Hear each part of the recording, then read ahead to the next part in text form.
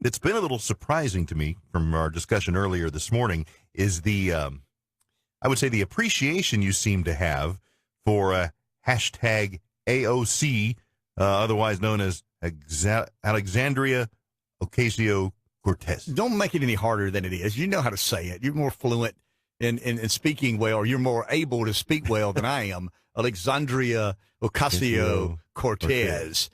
I think I understand when a politician has it. I think she has it. Really? I don't think she has a clue what she's doing. I don't think she has any idea what it takes to make the world go around. I think she is way over her head, but I think she's attractive. She's intriguing. She's appealing. She's relatable. And she has a sincere ability to come off as authentic. Those are powerful qualities as a politician. What you'd like and what most people would like is for the best and smartest and brightest and most competent to win the office. I'm living proof that don't happen. Very seldom does the smartest and most competent candidate win the office. It's normally the most likable. And I understand that Dale doesn't hold her in high regard, and I don't hold her in high regard because she scares the daylights out of me when she begins articulating her positions and beliefs. But never underestimate likability. Never underestimate relatability. And some people have a natural knack to present themselves as likable. Once again, I'm a guy. She's very interesting to look at. She's not a beauty queen. She's not a supermodel. But she has a certain intriguing look about her. And this may be shallow, and it may offend some of the females out there. I went on the record. If Ashley Judd ran against Mitch McConnell in Kentucky, I'm voting for Judd. She's easy on the eyes. That matters to dudes. I think we talked about the Gillette ad yesterday, and it led us down the torturous road of playing the Village People, yes, of which we had to apologize and play. I think we need to play the Eagles like 8 days in a row to get that out of our system. I know. But you were going to say something, or were you? No. Okay. You just kind of, yeah. Every now and then you lead me to believe you got something, want to jump in here and question the supreme host. I'm just surprised at the appreciation. I get what you're saying about politics, and she is an intriguing character until she opens her mouth and starts talking. Got a lot of teeth, and they're on full display when she smiles. And she's on the finance committee now, and she's got a degree in economics, Rev, from a prestigious university. Did you not know education is the key? And why is unemployment so low? Rev, did you not know? Here we go. Slow down. Here we go. Let me lead you through the forest of ignorance. Did you not know that education was the key?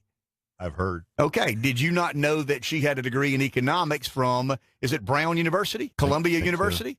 I think it's one of those highfalutin, prestigious Northeastern universities. And I'd heard that up too. Alex Way. So education is the key.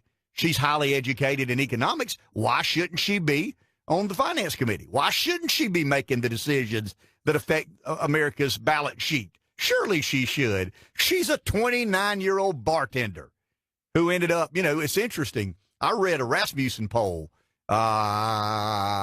Monday or Tuesday of this week that had her in a hypothetical race with Trump, only 2.5 percentage points behind. And Rasmussen has always been fairly kind to Trump. Has Trump at about 43%, has Ocasio-Cortez at 40%. Now, the problem is she's too young to run for president. She's only 29 years old. Look at her favorables within Democrat primary voters. She's 67 or 8%. When you get to the radical fringe, those that call themselves liberals, she's in the 90 percentile. So she is an interesting and not to be dismissed political figure. Once again, her ideas, her notions, her theories of government scare the daylights out of me and should scare the daylights out of everybody. But we elected a Harvard law professor as president of the United States. The American public vote for people they like and can relate to. They don't vote for, do you think Barack Obama would ever get hired as an American president? If we had a board of directors and they were well-versed in everything it took to run the country, do you think Barack Obama would be in the top 1,000? Of course not. There's nothing on his resume to suggest he had any idea what he was doing. Thigpen's very kind when he says he lacked managerial skills. That's what Doc says a lot about Obama. He was a great orator. He was an intriguing, here we go, political figure. But there was nothing in his past. Very likable. There's nothing in his past to suggest that he has the skill set necessary to make monumental decisions on behalf of the American public. You can like Trump or not, but you can't question his street cred. I mean, he took a multi-million-dollar company, turned it into a multi-billion-dollar company. That requires some degree of business acumen and understanding of, financial and political forces. So you could say, yeah, Trump would be, fairly well versed. Mitt Romney would be another. I mean, Romney had a comprehension of what it took. When you look on the Democrat side, it's really hard to find somebody with that sort of skill set, because that sort of skill set kind of leads you toward the Republican side of the political body. I mean, it just does. I mean, if you're somebody who understands finance, if you understand business, if you understand commerce, if you understand taxes, if you understand regulation, if you understand, think of it, everything the government does, if you kind of sort of understand it, you're going to be more inclined to be a Republican. You just are, because you're going to be less inclined to be sympathetic to government. If you're somebody who knows very little about the principles of the free market, knows very little about taxation or regulation or any of that, you believe in the sincerity and you're sympathetic to the government. That's just kind of why, I hate to say this, but I'm going to say it anyway, some of the nuts end up on the left. I mean, the right's got a bunch of nuts, but I would argue they're not really in elected positions. The difference in the right and the left with their nuts, the nuts on the right vote, the nuts on the left hold office. I mean, they're nuts everywhere. I mean, they're wackos in all different varieties and versions. But the wackos on the left get elected. And Ocasio-Cortez, if you really want to be fair, she's a nut job. I mean, some of the things she says. I mean, the lady said that the reason we've got low unemployment while Donald Trump is president is because people are having to get two jobs. If I ask my 15-year-old daughter, honey, does that sentence make any sense? No, that doesn't make any sense. I'm not sure I understand it, but that doesn't make any sense because that's the same person. That wouldn't affect the number of people because it's the same person. They just got multiple jobs. Well, Alexandria Ocasio-Cortez says that, and the media fails to report on it. Now Breitbart did, and some of the conservative outlets, Fox News did, but Rev, don't underestimate her. I'll assure you of that. Do not underestimate her. The one thing I've told you that I think I understand is what the voter believes, what the sentiment of the voter is. I think that's why I've always done fairly well when I ran for office. Rest assured, if winning public office was competency and being, bright, I would have never won. But it's being relatable. And she is a relatable political figure to those who she needs to have the support of. They find her, and I find her, very intriguing. And I go to the Rasmussen poll again. Because in this number, you've got her compared to Pelosi. Her favorables are far better than Pelosi's, better than Schumer's, better than Gillibrand's, better than Booker, better than Harris. She is held in very high regard amongst Democrat primary voters. Well, who decides Democrat primaries? Democrat primary voters. And if she were not 29 years old, she would be a legitimate candidate to win and be very competitive in a Democrat primary. See, the Democrats have a big problem on their hands. They're two best-known candidates that have run for president unsuccessfully, but have built a network and understand the way it works, are 77 and 76 years old today. So they'll be 77 and 78 when we get down the road to presidency, and their core voter is about 35 and a half years old. And the core voter for the Republicans is about 48 or 49 years old.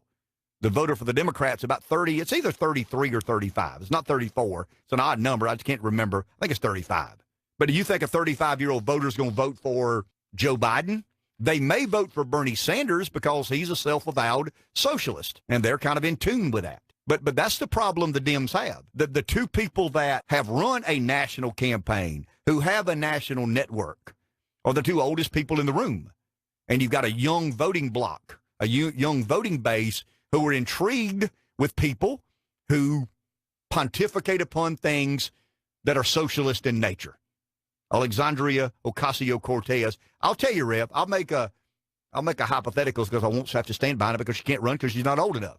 If she were to run and Las Vegas made odds, she would be in the top 2 or 3 in garnering the Democrat nomination. That's incredible. Well, I'm going to tell you, but the one thing, and she's not like Trump, that there's not a brand there. I mean, Trump had a big brand before he became president, but she is one, and I don't know if she knows this or not, and I don't know if it's intentional or not, but she comes across as a bit fearless. People like that. Voters love fearless leaders. Look back at Churchill. Why is Churchill still held in such high regard? He was a great speaker, and he was a monumental figure in the World War. But the majority of Churchill's favorables, he took charge. He was fearless. He dealt with things in a very matter-of-fact way. How many times have you seen Cortez or Ocasio-Cortez with her head hung down or looking like she's a little bit embarrassed about where she is or what she said? Never. You never see that. She walks in McConnell's office yesterday like she owned the joint. Now, she looks stupid if you really understand the way the place works and the way policy is created, but she looks fearless. That's right. You're right. She wasn't scared. She's not scared at all. If she's scared to death, she's taking Valium or something to make her not appear to be that afraid. But she is a force to be dealt with, and I'll tell you, that's good for us. The more energy she sucks up, the more air she takes out of the room, the less likely the Democrats are to find somebody who can go to Ohio, go to Pennsylvania, go to Michigan, go to Florida, go to North Carolina, and reconnect with that independent voter who voted for Obama but decided this time to vote for Trump. They're not ideologically driven. They don't have an interest in, what this policy says or that policy. They just want the country to work. They want their lot in life to be improved. And I think the more relevant Cortez or Ocasio-Cortez is, the bigger problem the Democrats have. And I think they've got a problem with her. I think they've got a big problem with her because I think she's real good at what she does. It's a little bit odd to say, well, how can you be real good at what you do if you don't know what you're doing? Welcome to American politics. The world is full of them. There's a million of them in Washington who appear to be real good at what they're doing, who don't have a damn clue what it is they're required to do. And you wonder why our government is so poorly run. And that's not one party or the other. There are a number of people in either party who I remember in my political life. I want to be careful here. The Senate's not in yet. They could be listening online. I want to be careful when I say this, but I can remember going to Columbia, putting on a purple robe and being a bit intimidated. I'm a college dropout from a town with no stoplight who was locked in a metal building, 40 years of his life. My worldview is very limited. Next thing you know, I'm presiding over a body that is historic in nature and consequential, for that matter. And I've said it before, the first session of the South Carolina State Senate I ever witnessed, I presided over. That's pretty unusual, but that's the way my world worked. That's the way my ball rolled. And I remember sitting there a bit intimidated, but I did like Cortez. I didn't appear to be intimidated. I knew I couldn't. And I'd been there a few weeks, and my chief of staff and I were in the office one day after a session, and I said very respectfully, and I mean this very respectfully, I said, man, I was a little intimidated by the body, by the process, by the pomp and circumstance, because I didn't think I was smart enough to be here. I'm about to believe I'm one of the smartest ones up here. And he said, oh, wow. Things appear a certain way, and they aren't always as they appear. And that's not a slight. I mean, politics is an art. It's a craft. It's not something that has metrics or measurables. You can fake it for a long time and get away with it. You fake it in business, sooner or later, they find you out. Sooner or later, you have to go to the bank and say, hey, man, I was wrong. I had a plan. I had a vision. I had a burning desire to do this or that or the other, but the numbers proved to me that I was wrong. There are no metrics and measurables in politics. I mean, if there were, we wouldn't be $22 trillion in debt. If there were, we wouldn't have $1.5 trillion. It's make-believe. I mean, it's magic. It's hocus pocus. And those that are best at make-believe, those that are best at magic, those that are best at hocus pocus, normally make the best politicians.